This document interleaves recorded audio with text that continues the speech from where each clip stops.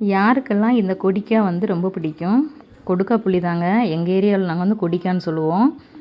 இதோட டேஸ்ட் வந்து ரொம்ப ஸ்வீட்டாகவும் இருக்காது. ஸ்வீட்டு ப்ளஸ் ஒரு சிலது வந்து உங்களுக்கு வந்து துவக்கிற மாதிரி இருக்கும்.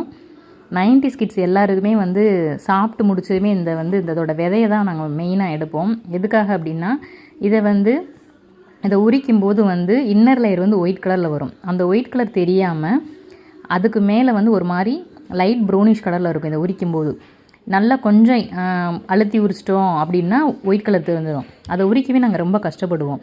அவ்வளோ கஷ்டப்பட்டு ஏன் உரிக்கிறோம் அப்படின்னா, இதை அந்த மாதிரி ஒயிட்டு தெரியாமல் உரித்து பேக்கில் பத்திரமா வச்சுருந்தோம் அப்படின்னா வீட்டுக்கு சொந்தக்காரங்க வருவாங்க அப்படின்னு நாங்கள் நினச்சிக்கிடுவோம்.